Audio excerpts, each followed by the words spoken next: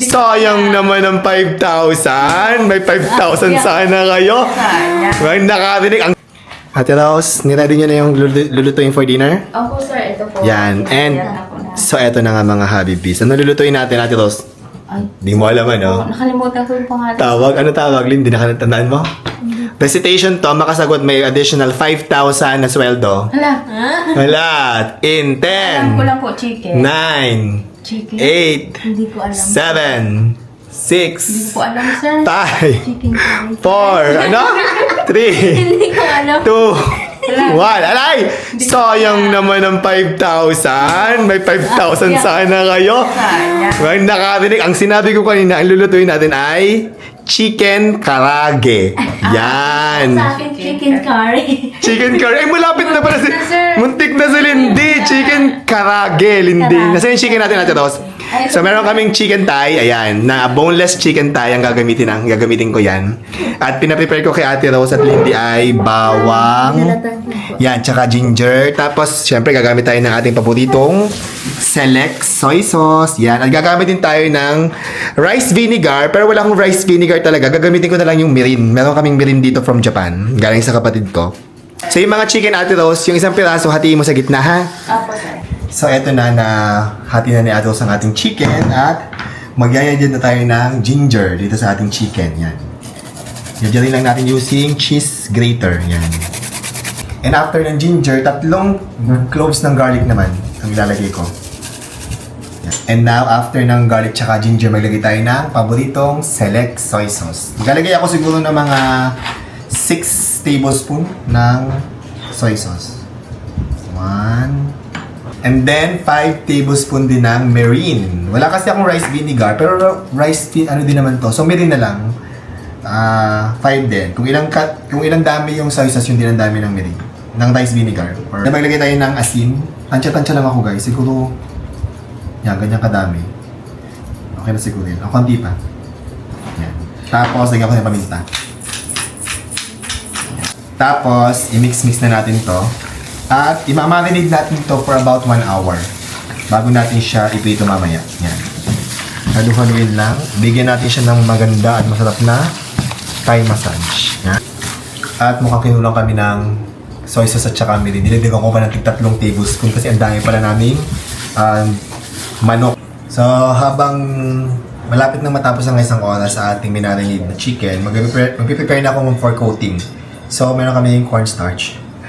Sisip ko lang dito. Lahat ko na ito kasi kukunti na yung cornstarch namin. Tapos yung cornstarch, lalagyan natin ng pakunti-kunti ng tubig. Yan. Dalawang munang kutsara. And then, ganun na rin natin. Yan. So yung ina-achieve kong texture ng cornstarch is parang ganyan. Yung parang buhagag siya. And then, lalagyan natin ng 1 cup ng harina. Yung ating chicken. Sisip ko lang parang maganda. Yan. Haluin natin.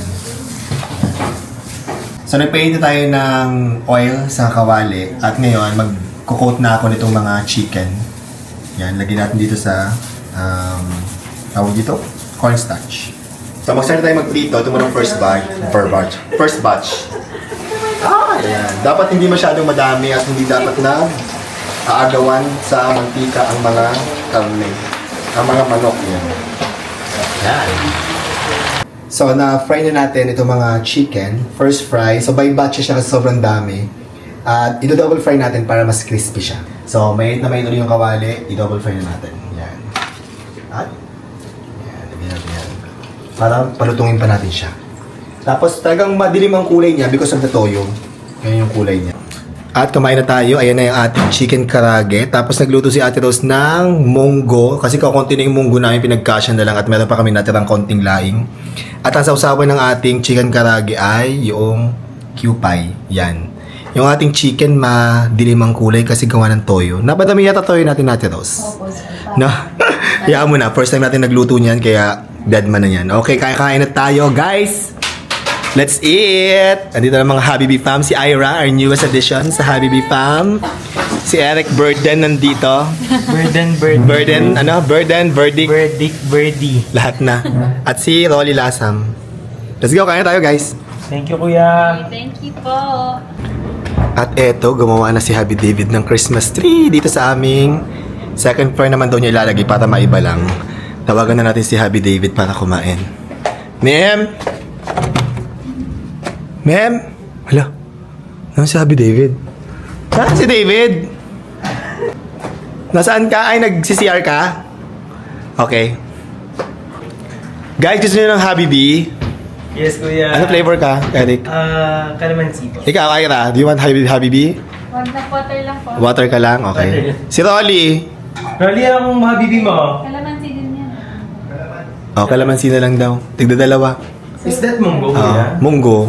Nagluto si Ate Rose ng munggo. Kakaunti na yung munggo namin. Dinamihan na lang namin ng sabaw. Thank you, Ate Rose, for cooking munggo. Thank you po, sir. Lendi, Ate Rose, kumain na kayo.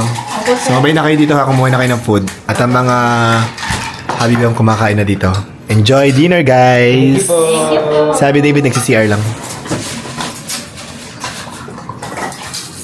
Kumain na kami, gutom na kami. Ang bango. Yeah, kain na. Kakain na. Nag-enjoy sila sa akin, chicken karage.